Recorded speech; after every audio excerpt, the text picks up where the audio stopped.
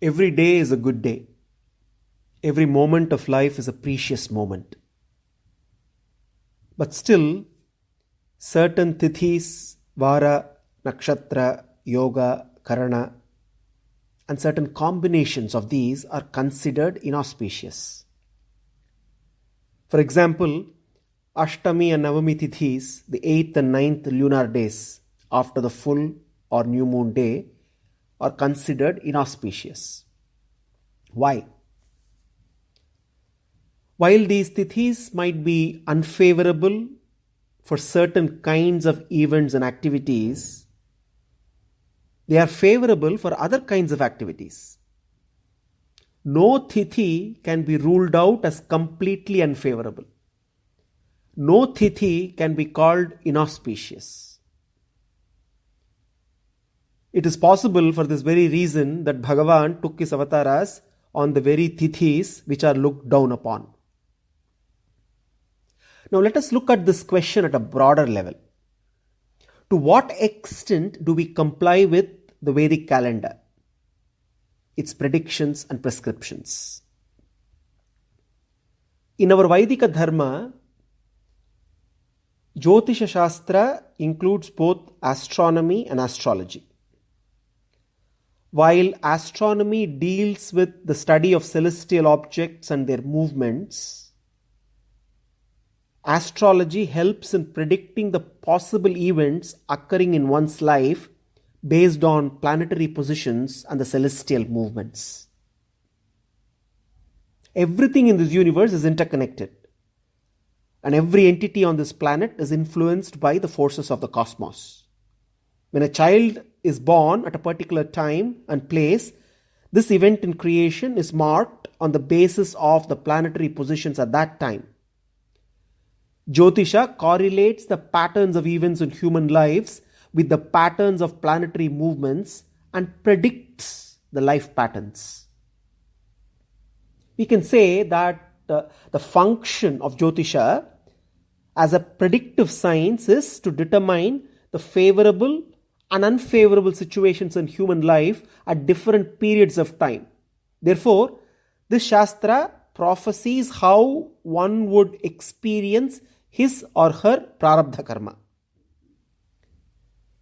Jyotisha predicts and prescribes how events and activities performed at certain times, a combination of certain tithi, vara, nakshatra, yoga, karana, can become fruitful or futile due to the influence of various planetary forces. But we need to be aware that any method of knowing about the future, any attempt at forecasting the nature of a time and day is like a weather forecast. If the weather forecast for tomorrow is that it is going to rain heavily, then that forecast, even when it becomes correct, does not necessarily force everyone to become drenched. We still have choices that can be made. One can go out into the rains and get drenched, or one can decide to stay indoors, or one can go out tomorrow equipped with an umbrella or a raincoat and thus avoid getting wet. Therefore, any form of prediction or prescription can primarily determine what may happen, but it doesn't determine how we respond. An astrological prescription,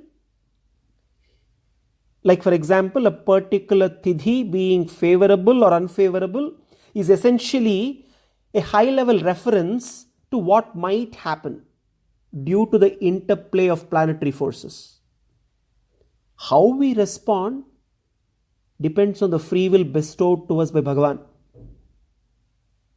How do we use our free will to respond? If we have to walk into the rains without getting wet, we have to choose to wear a raincoat. And Krishna is our raincoat to protect us from all kinds of rain. He is our kavacha to protect us from all kinds of malevolent forces. When we use our free will to surrender to Krishna, stay connected connected to Him always with Eka Bhakti, then every day is an auspicious day and every moment is an auspicious moment. Jyotisha and the Vedic calendar have to be given their due importance, no doubt. We live in an interdependent cosmos, and we need to recognize the constant influence of the planetary forces on us and our lives. But we need not seal ourselves with the calendar and let our destiny be sealed. Where it is practical and feasible, and I repeat, where it is practical and feasible, and where the occasion demands, it is always good to go by the prescriptions of the Vedic calendar. We can practice complying to favorable muhurtas for special occasions, as we know that activities done during those times will be harmonious with the cosmic forces. But let the calendar not rule our lives. A map is not the territory. A calendar is not the journey. When Krishna is our Sarathi, we do not need to worry about the map. We are assured of conquering the territory. When Krishna becomes the reference of our lives, we can prefer not to refer to calendars to run our day-to-day lives. We do not need to surrender to Jyotisha. Instead, we must surrender to the Shastra giver, Sri Krishna. We do not need to surrender to the calendar, the Kala Chakra. We must surrender to the one who spins the Kala Chakra at his will, Sri Krishna. We do not need to fear the possible unfavorable forces which may operate on us on Ashtami or Navami, when we are rooted in the jnana that our yoga and our kshema is taken care of by the one who took glorious avatars on those very tithis. To a prapanna, to a sharanagata, Ashtami and Navami are most auspicious. Sarvam Sri Krishnarpanamastu.